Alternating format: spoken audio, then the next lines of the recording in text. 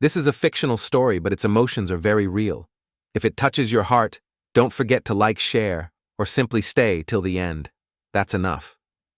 Hi friends, welcome back. Today we begin a journey through an old letter that was never delivered, yet somehow it found the right hands at the right time. Samuel Blake hadn't intended to live out the rest of his days in the town of Willow End.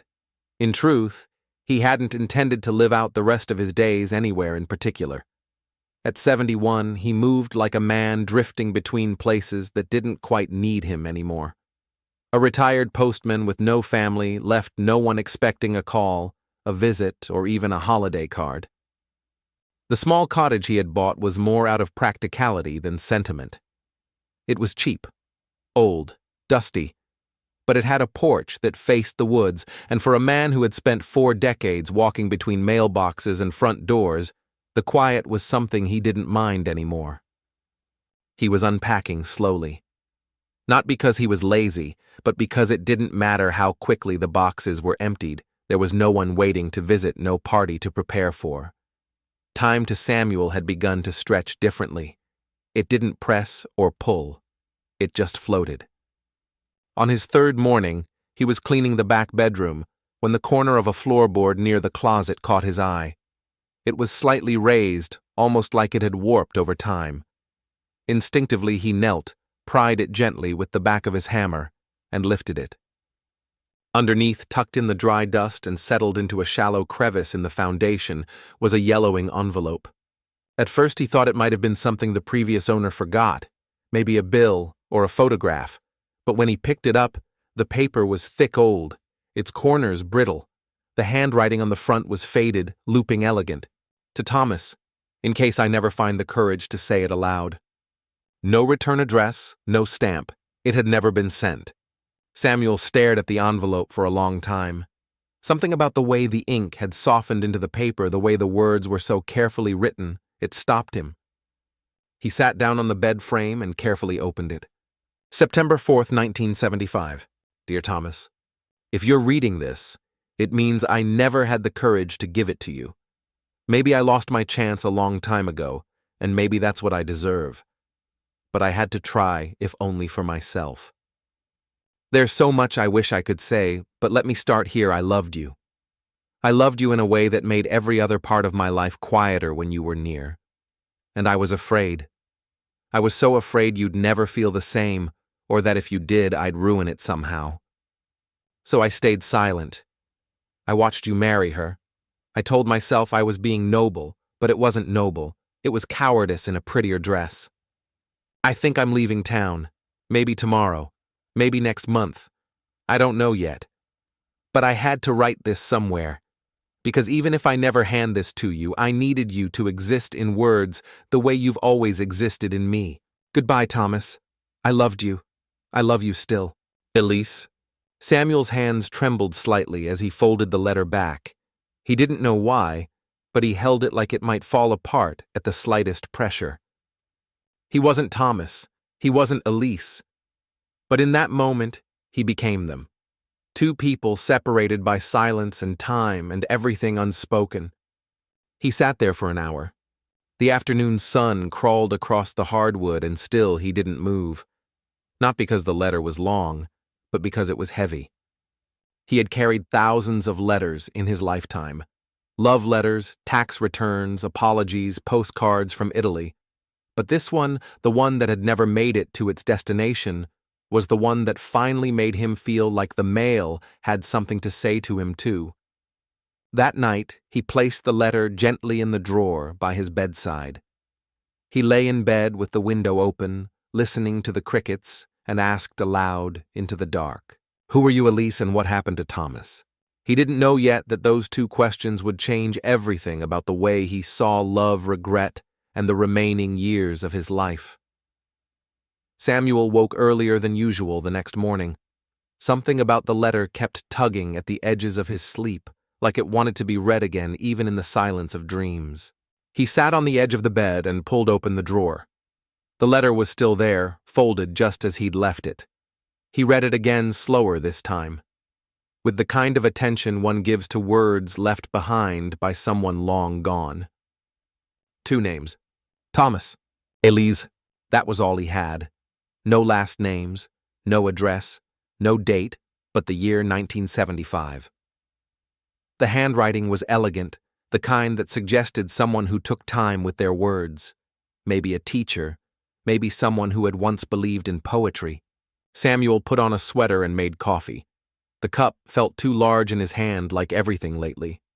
Since retirement, everything had felt both too empty and too late. He didn't know why this letter meant so much. Maybe because it came to him by accident.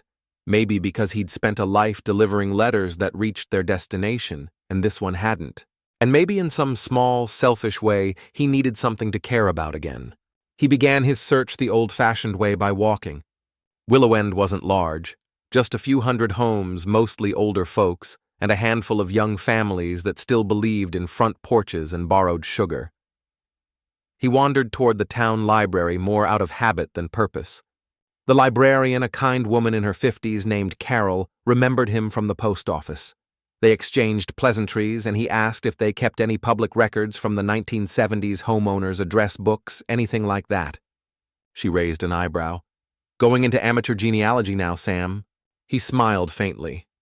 Maybe. Just trying to piece something together. She gave him access to the archive room, dusty quiet lined with filing cabinets that hummed faintly in the still air.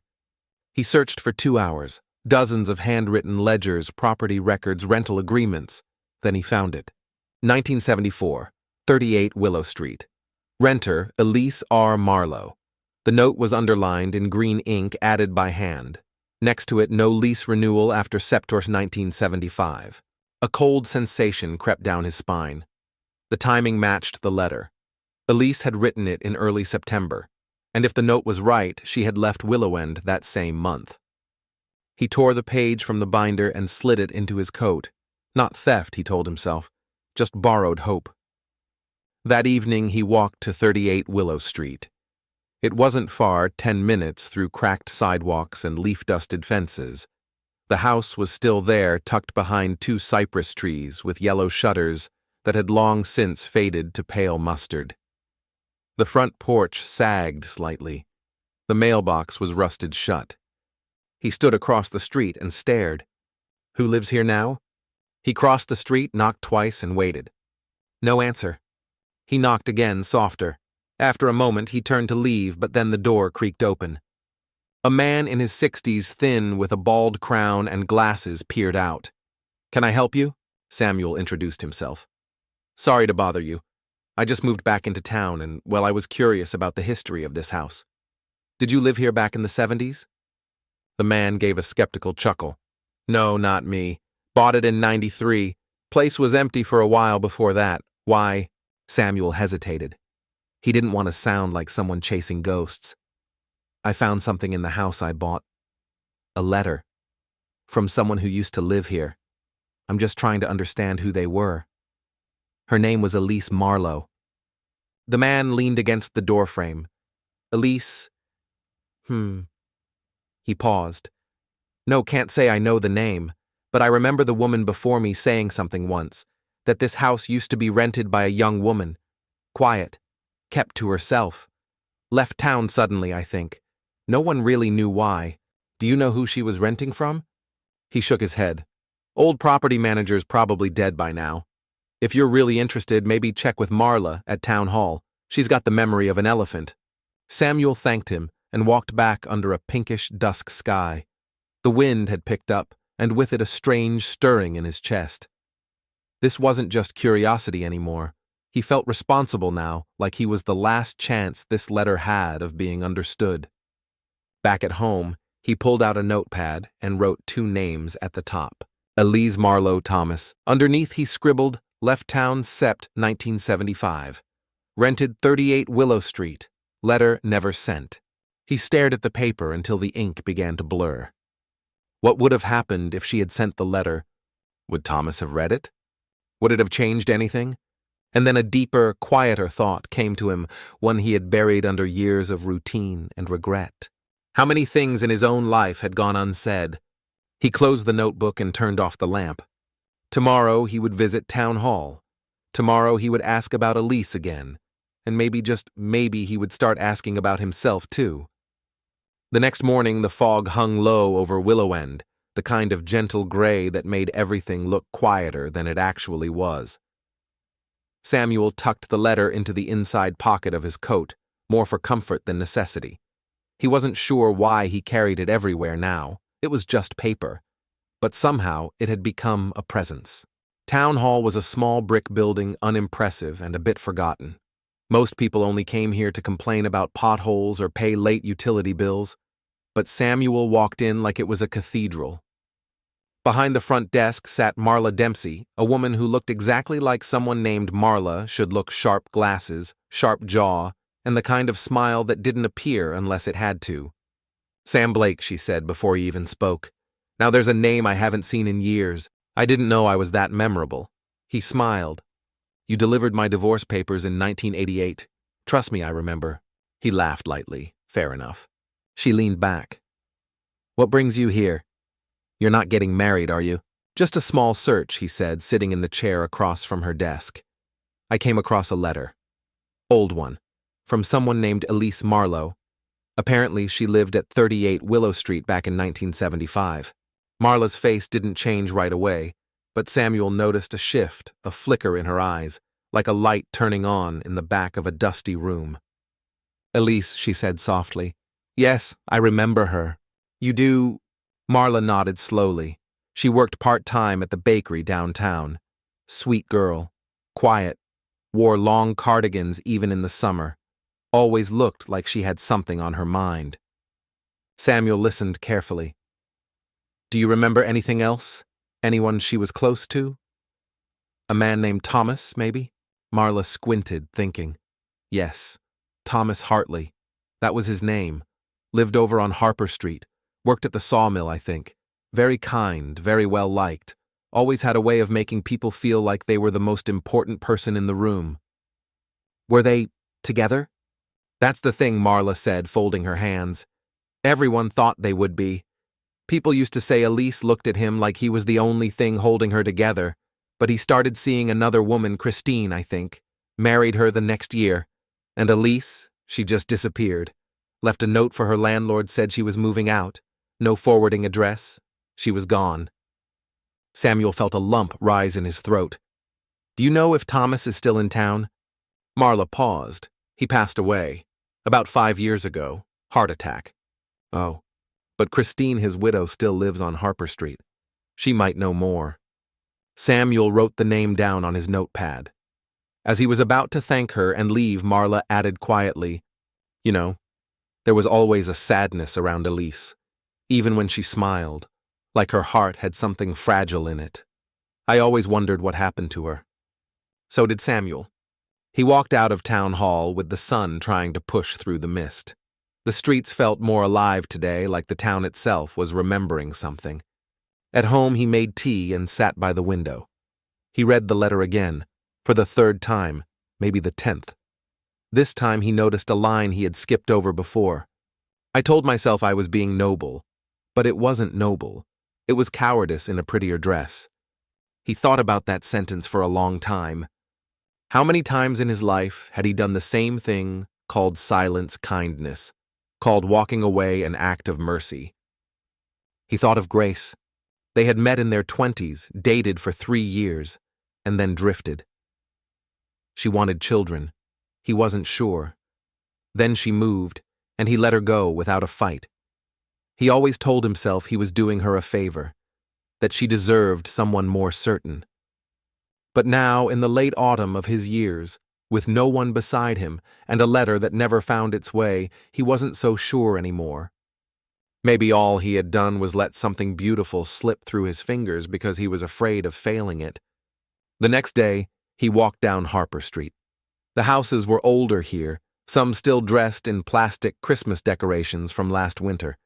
He stopped in front of number 12 and knocked. A woman in her 70s answered. Her hair was silver, but her eyes were bright. There was a calm about her, the kind that comes from grief lived with, not hidden from. "Mrs. Hartley?" Samuel asked. "I am. Can I help you?" "My name is Samuel Blake. I used to be a postman here. I found a letter in a house I just bought. A letter from Elise Marlowe. To your husband. Christine Hartley didn't move. She didn't gasp. But her hand touched the edge of the door like it was suddenly the only thing keeping her standing. I always wondered if she ever told him she whispered. Samuel held out the letter. She didn't. It was never sent. She took it with both hands, sat down on the porch chair without invitation, as if her legs couldn't carry the moment. He sat beside her in silence. When she finished reading, she folded the letter delicately, almost reverently. He loved her too, she said, looking straight ahead. Samuel turned slowly. What? Not the way he loved me. Or maybe in a different way. But he loved her. He never said it, not even once. But I knew. He had a softness for her he didn't have for anyone else. A tenderness. Samuel didn't know what to say. Christine continued. We were happy, Thomas and I. But I think a part of his heart always wondered what might have been if Elise had spoken first. They sat together for a long time. Two strangers holding the weight of a third person neither had truly known, and yet both had felt in some invisible way. I think Christine said finally that letter found the right person after all. Samuel looked at her confused. You, she said. You were meant to carry it. Because you're the one who's still here. And maybe there's someone in your past who deserves a letter too. Samuel's throat tightened. She smiled gently and handed the letter back to him. The walk home from Christine Hartley's house was long not in distance, but in the way thoughts made each step heavier. Samuel didn't carry the letter in his hand anymore. He had folded it gently and placed it back in his coat pocket close to his chest like a second heartbeat. But its weight felt different now, not of mystery, but of memory.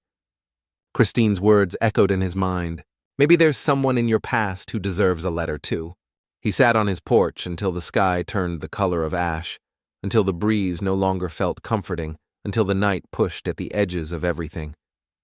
And then he went inside, opened a drawer in his desk, and pulled out a small wooden box he hadn't opened in years.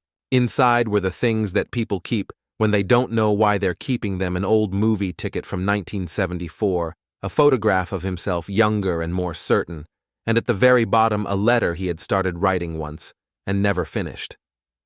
The paper had yellowed just slightly at the corners. The ink was faded, but he recognized his own handwriting.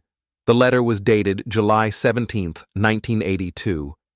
The name at the top was simple, familiar, etched into the part of his mind he had carefully kept closed. Grace. He unfolded the letter and read aloud in a whisper like one might speak to a ghost sitting in the same room. Dear Grace, I've been meaning to say this for weeks, maybe months, but every time I try, I convince myself I'll get another chance. Maybe there's a better time, a better place. But the truth is, I don't know if that time will ever come. I didn't stop loving you. I just stopped knowing how to show it. You wanted children, a future with certainty, and He paused. The sentence was unfinished. It ended there, no period, no goodbye, just an abrupt end like someone had torn the voice out of him mid-thought. He remembered writing it. It had been just after their last conversation. She had told him she was offered a job out of state. She had wanted him to come. But he had hesitated, mumbled something about timing and needing space and figuring things out. She had smiled that sad kind of smile, the one that knows the answer before the question is even finished. And she had left. He never sent the letter, never called, never chased, because deep down he had believed she deserved better than his hesitation. And now, 43 years later, that same hesitation lived in the center of his quiet house, breathing beside him. He looked at the letter again, and then did something he hadn't done in decades. He began to write. Dear Grace, if this finds you, it means I finally found the courage that failed me back then. I don't know if you're still in Chicago, or if you're married, or if life took you to places I never got to see, but I wanted to say this not for closure, not for forgiveness, but because some things are too heavy to carry alone forever. I loved you, not in the loud way that demands attention, but in the quiet way that hoped to never lose you. And when I did, I convinced myself I had done the right thing, that letting you go was what you needed, what you deserved. But the truth is, I was afraid of being enough, of being ready. And now, all these years later, I wonder if fear is the only thing I ever truly committed to. If you read this, I hope you're happy. I hope someone held your hand in the ways I never dared to. I hope you felt chosen. But if some part of you ever wondered whether I truly cared, please know that I did. I do. In a way that still visits me when I wake before the sunrise, and in the sound of your name in the back of my thoughts. With love that never had its moment, Samuel. He folded the letter slowly. His hands trembled not from age, but from the fragile truth in every word. He sealed the envelope and wrote a name on it. Grace Holloway. And for the first time in 4 decades, he felt lighter. The next morning, Samuel visited the post office not as a postman, but as a man sending a letter that had waited half a lifetime. The young woman at the counter looked at him kindly. "Do you need tracking?" He smiled. "No, just a little hope will do." She smiled back. "We'll take good care of it." He nodded. Outside, he stood for a long moment on the same sidewalk he had walked 1,000 times when he wore his blue postal uniform. He looked at the sky now, a pale blue, and whispered, not to Elise, not to Grace, but to the quiet space inside himself. "You waited long enough. Let's not wait anymore." 3 days passed since Samuel had mailed the letter to Grace. He didn't expect a reply. He wasn't waiting by the mailbox like in the old movies. No, that wasn't why he sent it. He had mailed it because something inside him had finally softened. He still reread Elise's letter once a day. Not out of obsession, but out of reverence. It had become more than a note, it was a mirror. And each time he read it, it reflected a new piece of himself he hadn't realized he'd forgotten. On the 4th morning, as the breeze turned cooler and autumn whispered more boldly through the trees, Samuel walked to the bus stop downtown. Not to go anywhere in particular, just a habit he had formed to sit on the bench, drink coffee from a thermos, and watch people come and go. But that morning, something different happened. A woman sat next to him, probably in her late 60s. She wore a brown coat well pressed and a scarf with fading floral patterns. Her hands were folded neatly on her lap. They sat in silence for a while, the kind of quiet that wasn't uncomfortable. She spoke first. "You don't ride the bus, do you?" Samuel looked over. "How can you tell? You sit like someone who's waiting for something that isn't coming." He chuckled. "You're not wrong." She smiled. "I'm Clara. I ride this bus every Wednesday to the cemetery."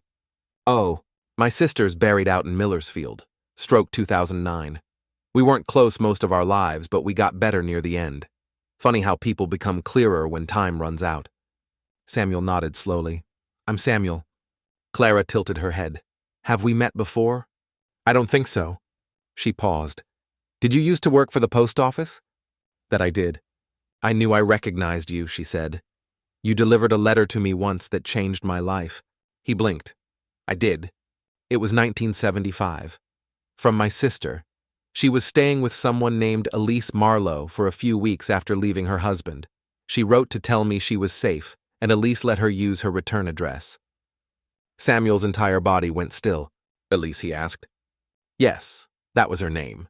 Lived in a small yellow house on Willow Street. My sister said she was kind, didn't talk much, made cinnamon tea at night, read poetry before bed." Samuel felt his heart beat faster. Clara continued. "My sister only stayed a little while, but she always said Elise was one of those people who changed you without trying to. Like she carried a stillness in her that made you slow down. See yourself clearer." Samuel leaned in. "Do you know what happened to her, Elise? I mean," Clara thought for a moment. "All I know is that she left town suddenly. My sister said she was thinking of moving to the coast. Oregon, maybe. She had an aunt there, I think.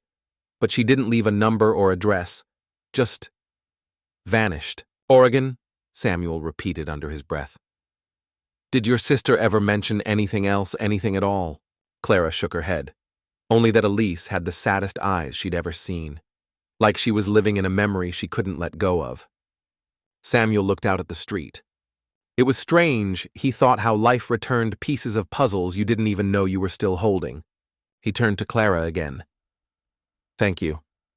I know this sounds strange, but you just helped me more than I can say." She smiled.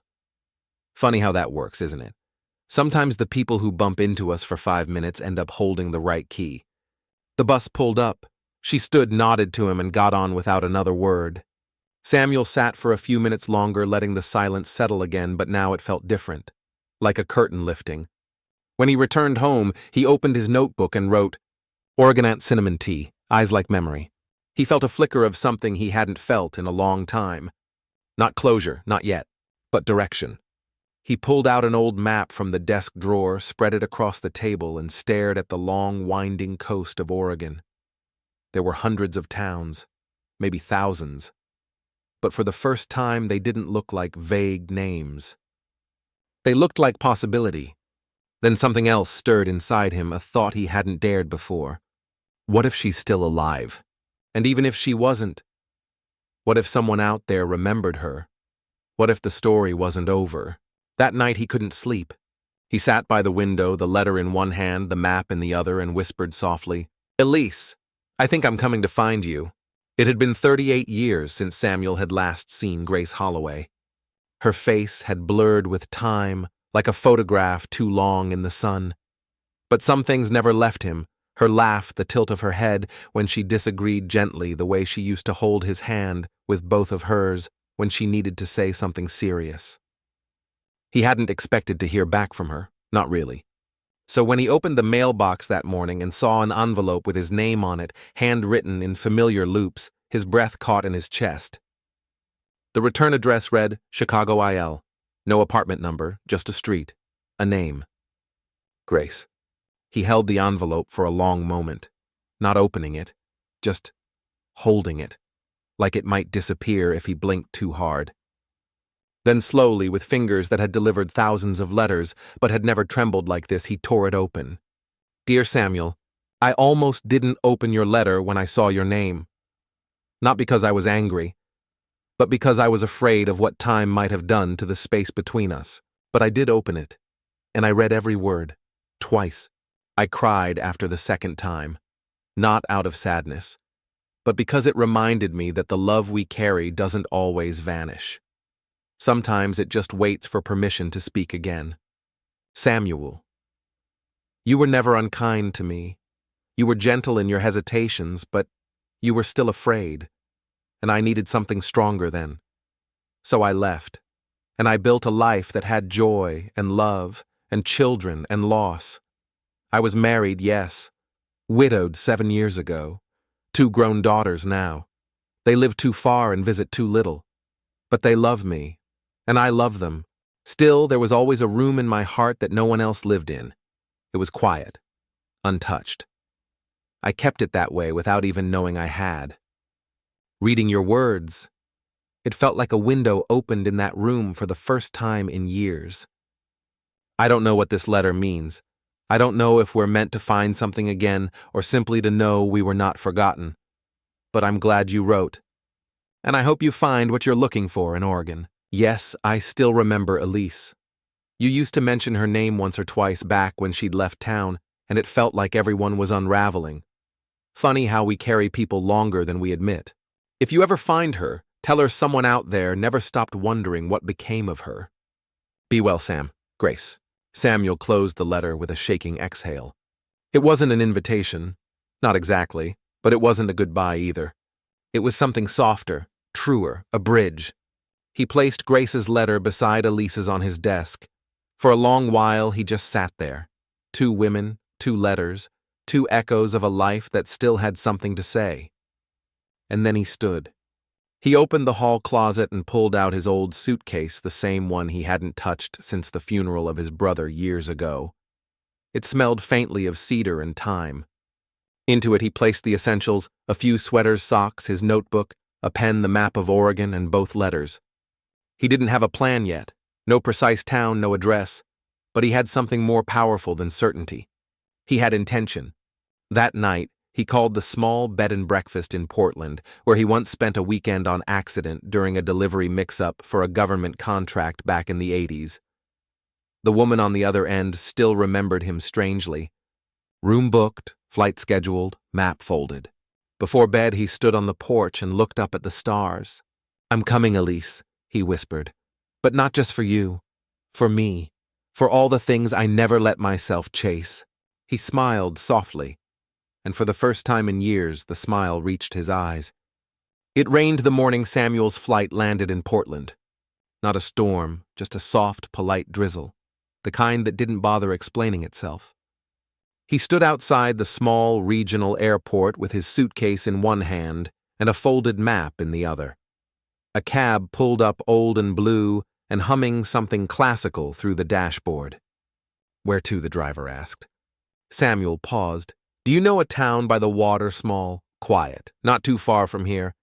The driver raised an eyebrow but nodded. "There's a few. Bay Haven's one of them, about 2 hours west. Not much there but fog fishing boats and people who keep to themselves." Samuel nodded. "That sounds perfect." Bay Haven sat nestled between coastal cliffs and pine-lined roads. The kind of place where mailboxes had names, not just numbers. Children rode their bikes in lazy loops, and shopkeepers knew your order by the way you smiled. The bed and breakfast was called the Salt House. Small, 3 rooms, lace curtains. A dog named Muffin who barked exactly once and then seemed to approve of Samuel completely. He slept the first night like someone who had just left an entire lifetime behind. But on the second day, he began walking. He didn't ask anyone about Elise, not yet. It felt wrong to throw her name into the world like that, as if she were just a question to solve. No, he was here to listen, not demand. He stopped into the bookstore first. It was called Tide and Spine. Inside, a woman in her 70s wore a wool cardigan and large round glasses. She looked up from the counter. "Good morning," she said, smiling. "You look like someone who prefers real books over phones." Samuel chuckled. "You're not wrong. Something in particular you're looking for?" He thought for a second. "Actually, yes. I'm trying to find a woman who might have lived in this area, a long time ago. Elise Marlowe." The woman's smile faltered just barely, then it softened. "She was here," she said, "years ago. Quiet thing, used to sit in the poetry section for hours, wrote letters she never mailed." Samuel's chest tightened. "You knew her." The woman stepped out from behind the counter. "We weren't close. But I noticed her. Everyone did in their own way. She walked like someone trying not to wake the ground beneath her." "Do you know where she went?" "She passed," the woman said gently. "About 7 years ago? Cancer, I think. She didn't tell many people. Just disappeared again, the way she came." Samuel sat down slowly on the bench near the register. He didn't cry. Not yet. Just breathed deep and slow. The woman sat across from him. But before she left, she gave me something. Said I'd know when to give it away. I never really understood what she meant. She stood, walked into a back room, and returned a minute later with a small box, wooden polished with a clasp shaped like a moon. She said someone might come someday, someone who understood her silences.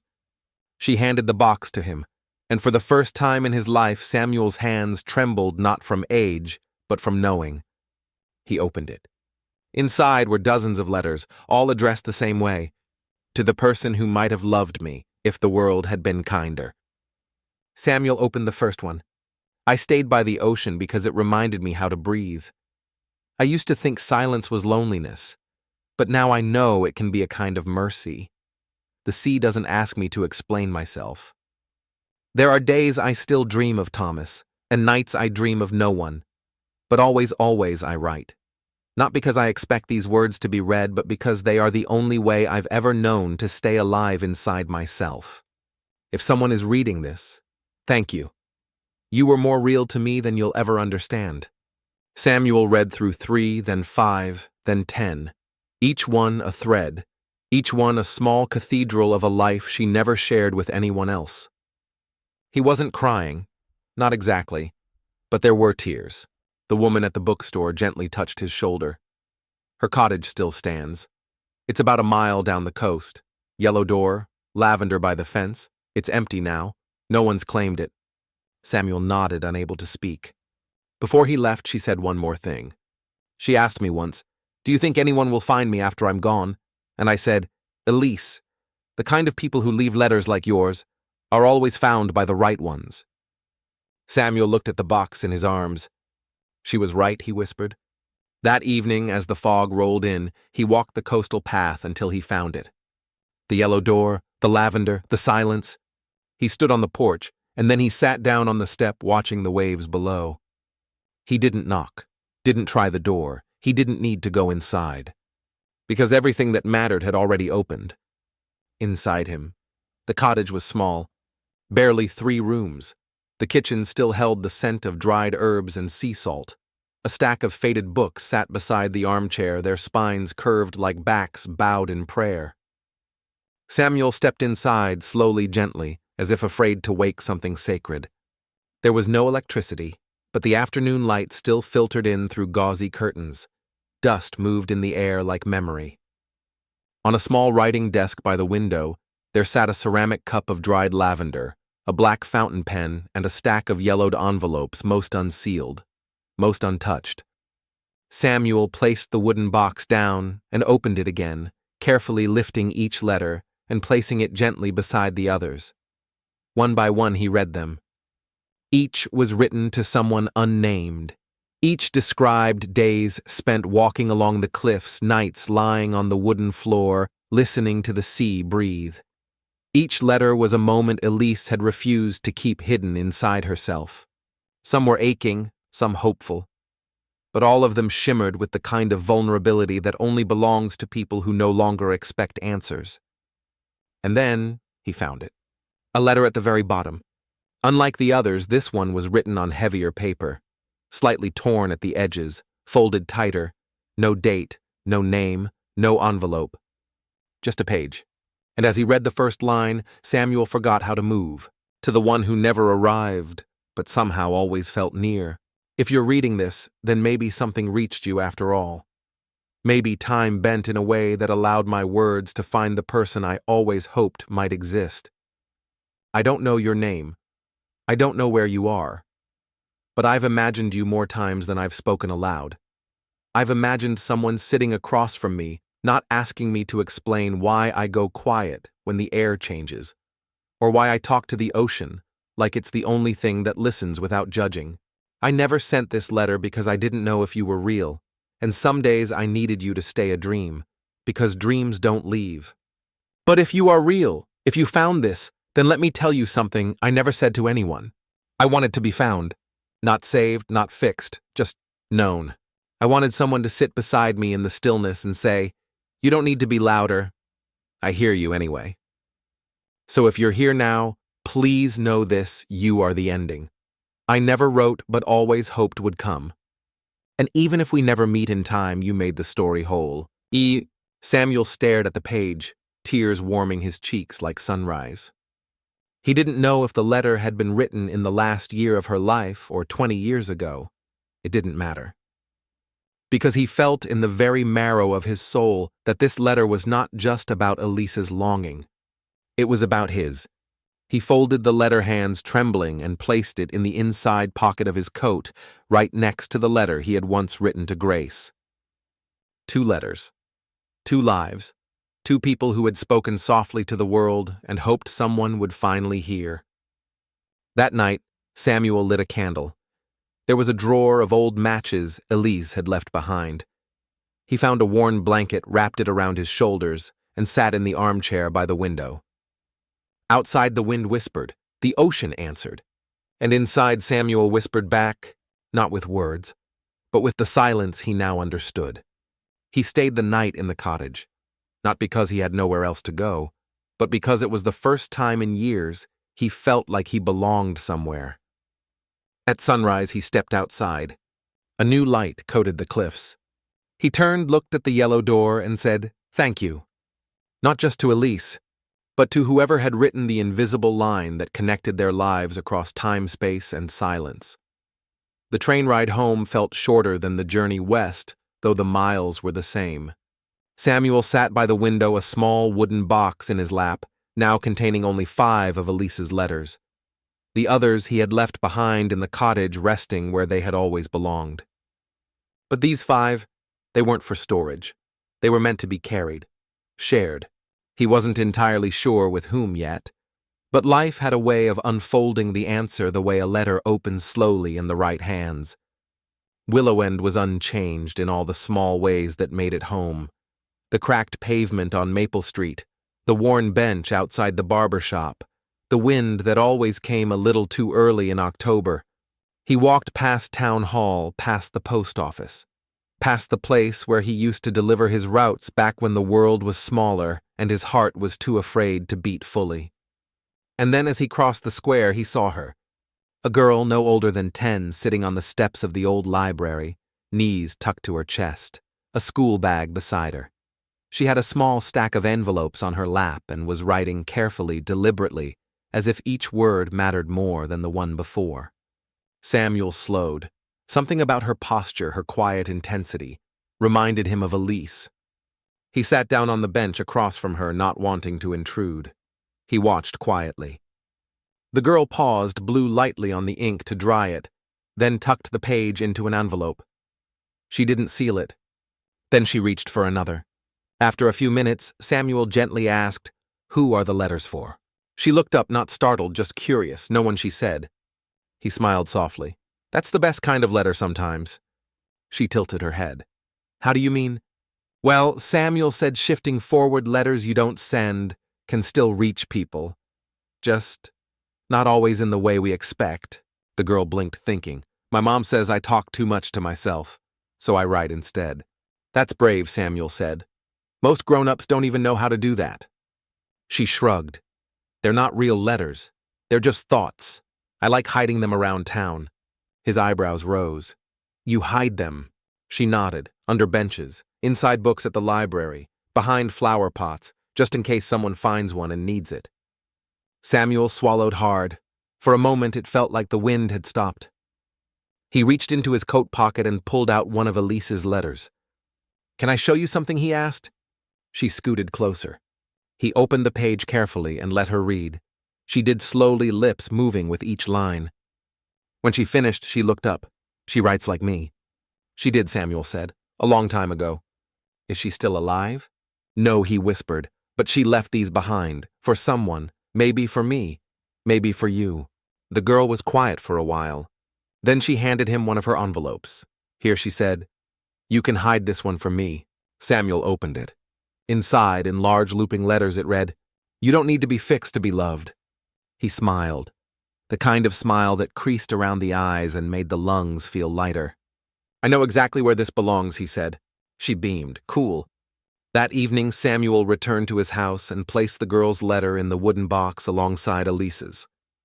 He didn't know what would happen next, but something inside him had shifted. He no longer felt like a man searching for lost things. He felt like a man passing something on. A flame, a voice, a quiet belief that even unsent letters still arrive. It started with the bench outside the cafe. Samuel folded one of Elise's letters, the one about stillness, not meaning emptiness, and slid it under the bench where he used to sit on his mail route every Tuesday morning. No name, no signature, just the words and the world. He placed another in the back of a library book on the second floor, How to Listen to Silence by Judith Crane.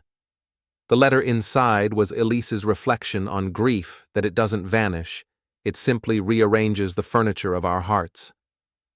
The third he tucked between the pages of a church bulletin left folded in the pew, where an old man often sat alone during midday services, and slowly, quietly, something began to move. At first no one said anything. Then on a Wednesday afternoon, the girl from the library steps, her name was Lila, ran to him, eyes wide, a folded paper in her hand. "Someone wrote back," she said, breathless. "Look." Samuel opened the page. It was written in green ink, rushed a little shaky. "To the person who wrote, 'You don't need to be fixed to be loved.' I found this letter on a rainy day I almost didn't survive. I just want you to know. You made me stay. Thank you." No signature, just a small drawing of a flower. Lila beamed like someone who had just discovered magic was real. Samuel smiled. "You started something." "So did you," she whispered. By the end of the second week, 5 letters had shown up taped to lamp posts, slipped between the pages of newspapers pinned to corkboards at the general store. Some were responses. Others were new letters entirely. All anonymous, all vulnerable, all real. One read, I haven't said this aloud, but I miss my husband, even though he was never kind. Is it wrong to miss what could have been? Another said, I'm scared every day, but this morning I found your letter and didn't feel so alone. Maybe that's enough to try again tomorrow. And another, whoever you are, you write like someone who has learned how to live with a broken heart. Thank you for showing the rest of us how. Samuel began carrying a small pouch of letters with him wherever he went, some Elise's, some Leela's, some his own newly written in the quiet of dawn. He wasn't delivering mail anymore. He was delivering memory, mercy, moments. One afternoon, as he sat on the bench by the park, a man in his 40s approached hesitantly. Are you the one leaving the letters? Samuel paused. Why do you ask? The man sat beside him, holding something gently folded in both hands. I found this last week, in the glove compartment of a truck I bought at auction. Thought it was junk mail at first, but then I read it. He handed it to Samuel. It was Elise's, one he hadn't remembered placing anywhere near a truck. The man's voice broke. I don't know who she was, but this letter said things to me that no one ever has. He looked at Samuel. I haven't spoken to my son in 6 years. I wrote him last night. Samuel said nothing. He just placed a hand over the man's shoulder. By week 3, the letters began to be called the Quiet Notes by townsfolk. No one claimed them. No one wanted to. There was something sacred about not knowing. It meant they could all belong to everyone. Even Grace wrote. She mailed Samuel a letter with a photo inside her holding a cup of tea, eyes tired but smiling. I started writing again, she said. Not for anyone else, just for me. But I think that's where healing starts. That Sunday, Samuel and Lila stood by the river, each holding a stack of letters. I think she'd be proud, Lila said. Samuel nodded. I think she is here, in all of this. They dropped the letters one by one into the water, sealed in wax tied with lavender stems. Some would float, some would sink, all would find somewhere to rest. Because not every letter needs to be answered, some just need to be released. The package arrived in a plain brown envelope, no return address. Postmarked from Oregon. At first, Samuel thought it might be another quiet reply to one of the letters he and Lila had scattered across town. But when he opened it, he found a short note from Clara, the woman who once sat beside him at the bus stop and spoke of Elise. Dear Samuel, I returned to Elise's cottage last week. I don't know what led me there. Maybe it was your story. Maybe it was her name echoing again after so many years. I swept under the floorboards in the bedroom and found something taped beneath the wood. I believe it was meant for you. You'll understand when you read it. Inside was a single envelope, yellowed, soft at the corners, and on the front written in Elise's delicate, unmistakable handwriting. For Samuel. He froze. In all the letters he had seen, in all her poetic ramblings and unsent fragments, never once had she addressed him directly. His hands trembled as he opened it. Dear Samuel, by the time you read this, I imagine I will be more memory than woman. But if this letter has reached you, then it means you finally saw me. Or maybe you finally let yourself be seen. I wasn't sure I'd ever write this. I wrote so many others to no one, to everyone. But not to you, not until now, because this one was the scariest. We never truly spoke after Grace left. I remember the way your shoulders hunched inward, how your eyes stopped meeting mine when we passed on the street. And I remember thinking, he carries his pain like a letter he's too afraid to send. You never said goodbye when I left town. I don't blame you. I didn't say goodbye to anyone, not really. But you must know this, Samuel. You were the first person who ever made me feel seen, not just noticed, not admired, not saved, seen. It happened one morning in spring. You were delivering mail to the bookstore.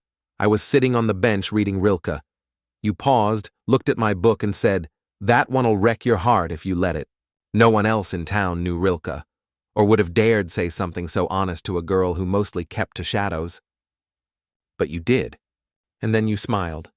It was the first time in years that I felt like maybe someone in the world could stand beside my silence without trying to fill it. I wanted to speak to you after that, many times, but the timing never found us again. So I wrote this instead.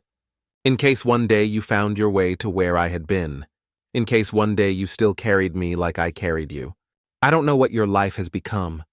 I hope it was rich even if it was quiet. I hope you loved again. I hope you forgave yourself for the words you never said. And if you didn't, then let me say what you couldn't. You mattered to me. You still do. And even if this is the last letter with your name on it, know that you were part of something soft and real and unfinished. You were part of my story. With love that never had a place to land, Elise. Samuel read the letter twice, then a third time slower. He sat very still in his armchair, the window beside him open just enough to let in the breeze. And as the final line echoed in his heart, "You were part of my story," he felt something loosen in his chest. Not sorrow, not longing, but permission. Permission to remember her fully, permission to be remembered in return, permission to love without needing to hold. That night, he placed Elise's letter inside the wooden box alongside the girl's first letter, alongside the ones townsfolk had begun to write. And then for the first time in his life, Samuel wrote his own letter. Not to Elise, not to Grace, not to Lila, not even to himself. He wrote to who he had once been, the boy who had loved in silence, the man who had buried it under decades, the heart that had waited and finally answered. Samuel waited 3 days, not because he was unsure, but because something in him needed to settle before he handed the letter over like water after a stone has been dropped. When he called Grace, her voice was soft but firm, just as he remembered. "I'm free Sunday," she said. "Tea at 2. He smiled into the phone. Wouldn't miss it. Her house was smaller than he remembered. Not in size, just in feeling. Time had a way of reducing even the grandest spaces to the way they made you feel, and this one felt lived in, warm, filled with memory. Grace opened the door in a gray cardigan, her silver hair tied loosely back. Her eyes, still the clearest blue he'd ever seen, studied him. "You look lighter," she said, stepping aside. He raised an eyebrow. "Lighter. Like something let go of you." Samuel chuckled. Maybe something did. They sat in her sunroom, the afternoon light stretching across her bookshelf and the lemon-colored teacups between them. She poured for him, just like always. No sugar, one slice of lemon, still remembering. After a moment of quiet, he reached into his coat pocket and pulled out the letter from Elise. "I want to give you something," he said. She looked at it without touching. "Is it hers?" He nodded. "You found her? She's gone." Grace closed her eyes gently. "I thought so. But she left this. For me. And now I think it's meant for you too." He passed it across the table. Grace took it in both hands, held it as if it were something holy, then unfolded it. She read slowly, silently, lips moving just slightly. The room was still. Halfway through, she covered her mouth with one hand. Not from shock, but from recognition. When she reached the end, she didn't speak for nearly a full minute. Then softly, "She loved you." Samuel blinked. "I didn't know." "Not really." "I think you did," Grace said. "You just didn't believe you were allowed to believe it." He leaned back. She remembered the day outside the bookstore, the Rilke line. "You told me about that," Grace whispered. "Years ago. I knew it mattered more than you let on." Samuel smiled faintly. "I always thought you left because I didn't fight for you." Grace looked at him, eyes shining. "I didn't need you to fight, Sam. I needed you to stand still, to stop moving through life like everything fragile had to be carried alone." He looked down. "I wasn't ready to stand still back then." "I know," she said. There was no resentment in her voice. Only clarity. Only grace. Then after a long pause, she said something that would stay with him for the rest of his life. "You and I, we didn't end, we just paused." He looked up at her, startled. She reached for his hand. And some pauses don't mean goodbye. Sometimes they mean breathe. That evening they walked in silence through Willow End's oldest park. The same one they used to stroll in their 30s when the world was wide and they thought time would always wait. As they reached the pond, Samuel stopped. "Would it be all right," he asked, "if I read you something? Not Elise's, mine." She nodded. He pulled a folded page from his coat pocket, his own letter, the one he had written to his younger self. He read aloud, slowly, voice full of steadiness, that hadn't been there when he first wrote it. You spent too long thinking silence meant failure. But some silences are sacred. Some are space. Some are survival. You will not lose everyone you love. But you will lose versions of them. And you'll lose versions of yourself. That's not tragedy. That's growth. You will carry people in your heart long after they've walked out of your life. Some return, some don't. But the love remains. It always remains. When he finished, Grace took his hand again. "No one's ever read me a letter like that," she said. Samuel looked at her, then let it be the first of many. And in that moment, under the soft sweep of twilight, something unspoken between them finally landed. Not with fireworks, not with urgency, but with peace. By mid-November, Willowend had unofficially renamed the letters. They were now known simply as the Wind Notes. People no longer whispered about them. They spoke freely on front porches and grocery aisles during early morning walks past the cafe, where a fresh one had been tucked under the tip jar. And in the center of it all, without trying to be, stood Samuel and Grace. They hadn't meant to collect them, but it started with a shoebox, then two, then a cabinet, then half a room in Grace's house, overflowing with pages folded gently marked with dates or drawings, some tied with twine, others left open like breaths. They began to sort them by theme: loss, belonging, fear, hope, unfinished love. Each one was a window into someone's soul, anonymous, raw, real. Grace suggested they compile the letters into a small collection, not to publish widely, just to preserve. "People forget too fast," she said. This is what we sound like when we're honest." Samuel agreed. "It's the first time I've heard the town speak, and actually wanted to listen." They decided to call it Letters That Stayed, because even the unsent ones had stayed. By late November, they had transcribed 117 letters. The process was slow, respectful, sacred. Each night they'd light a candle, sit with tea, and read 5 aloud, sometimes in silence, sometimes through tears. And then one Tuesday afternoon, as snow brushed the tips of the trees, a letter arrived in Samuel's personal mailbox. It was handwritten, stamped from out of state, no return address, but unlike the others, it was signed. He opened it on Grace's porch, fingers numb but steady. "Dear Samuel, you don't know me, but I know who you are, or rather I know who you were, to someone I loved deeply. My mother was Elise. My name is Nora. She never spoke of me to many. But I was real. I am real. She raised me quietly away from the weight of her past in a house by the water. She gave me poetry instead of religion, lighthouses instead of bedtime stories, and silence instead of lectures. When she died, she left only one request: don't go looking for them. If they find you, they were meant to. I never understood that until a month ago, when a woman from Bayhaven tracked me down, said a man had found my mother's letters, that he had been kind, gentle, reverent, and that something in him had changed. I asked if I could see them.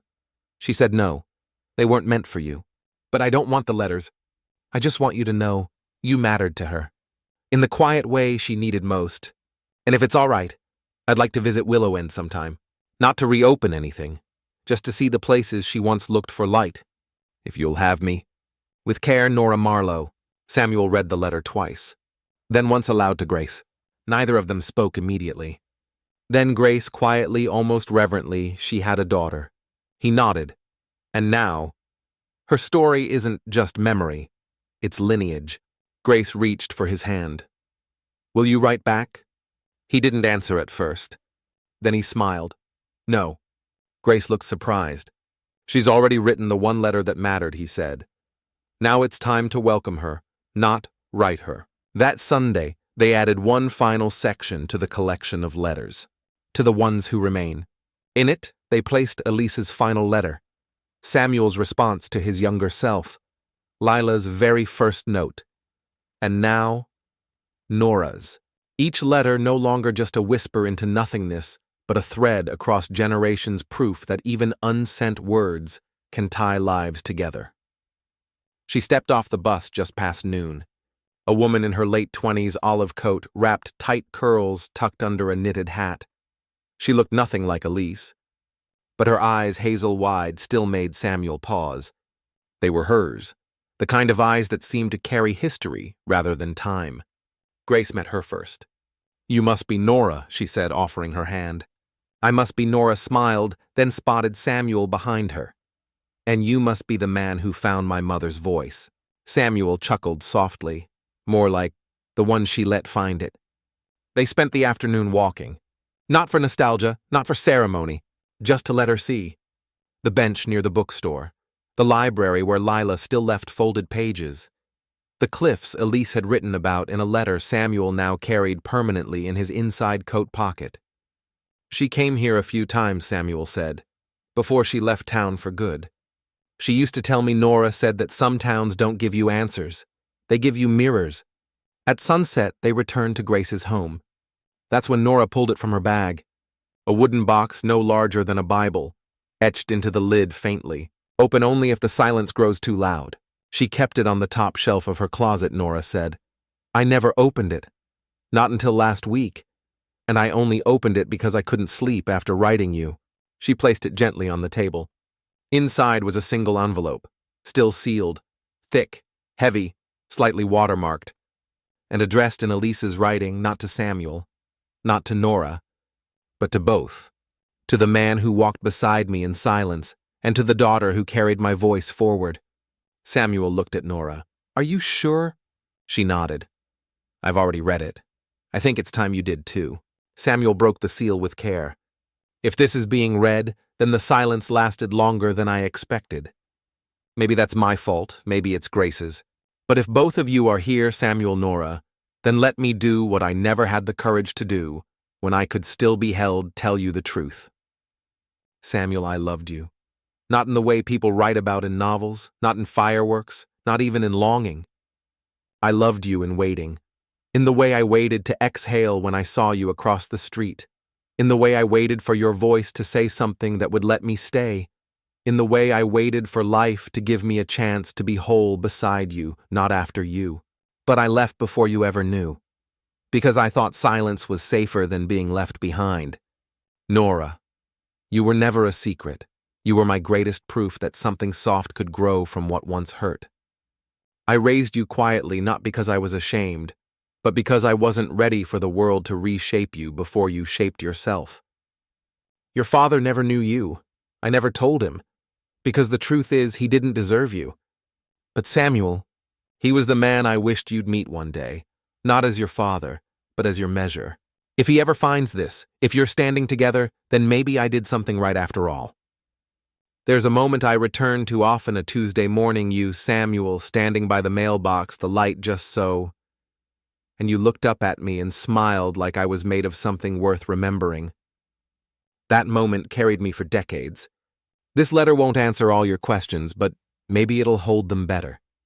And maybe that's enough. The room was silent. Nora leaned forward, tears streaming, but not from grief, from connection, from completion. And Samuel, he didn't cry, not this time. He just sat still, his breath deep grounded, as if something in him had finally landed. Across the room, Grace watched them both, and with a soft smile she whispered, "She gave you each other." That night, Samuel returned to his home and placed Elise's final letter into the wooden archive with the others. Then he did something no one had ever seen him do before. He wrote a title across the lid, etched it slowly with a carving pen. Letters that were never lost. The chairs were mismatched. Some borrowed from the cafe, others pulled from porches and kitchens and quiet corners. None of them matched, but somehow they belonged together. Just like the people who filled them. The Willow End Community Center hadn't been this full in decades. And yet no one seemed hurried. No one shouted over one another. Even the children moved gently, as if instinctively sensing what the night was meant to hold. Samuel stood near the front beside Grace and Nora and little Lila, who wore a yellow ribbon in her hair, the same one Elise once wore in an old photo Nora had found in the keepsake box. The banner above them read, "Letters that were never lost, a night of shared silence." No microphones, no stage. Just voices and pages and a town ready to listen. They started with Lila. She stepped forward, unfolded a letter she had found wedged inside an old copy of Charlotte's Web at the library. She read it aloud, clear and full of wonder. I don't know if I'm worth staying for, but I'm still here, and I think today that's enough. The room exhaled. One by one, others followed. A teenager read a note she found beneath her locker. You don't have to heal on anyone else's timeline.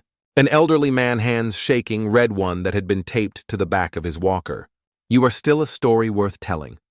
And then Nora stepped forward. She held Elise's final letter, the one written to both her and Samuel, and read only the last paragraph aloud.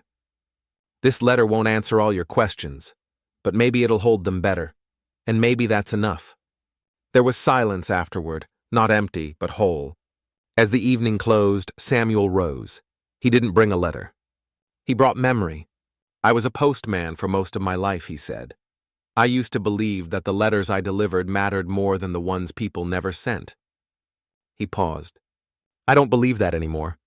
He looked out at the crowd. I think the unsent ones, the thoughts you were too afraid to write down, the goodbyes, you never gave the truths you only whispered to yourself. I think those are the ones that shape us. He smiled. And maybe what we leave behind isn't what we send out. Maybe it's what we carry until someone else is ready to hold it too. As applause rippled gently through the room, someone noticed a small white envelope resting on the podium where Samuel had spoken. No one saw who placed it there. There was no name, no handwriting anyone recognized. Just 7 words written in pencil, barely legible in the warm light. Nora opened it. Then she read it aloud. I heard you.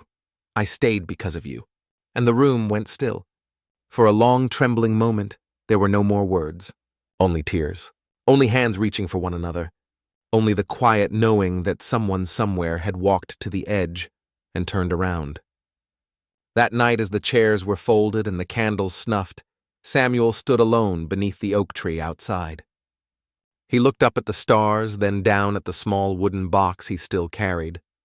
And he whispered not to Elise, not to anyone living or gone, but to the silence itself. Thank you. The collection of letters titled Letters That Were Never Lost was eventually published not for fame, but as a gift. Each copy came with a blank envelope inside and a note. Write something you were never able to say. Leave it where it might be found. And remember, even silent words can still arrive. Thank you for listening to the story of Samuel, Elise, Grace, Nora, and Lila.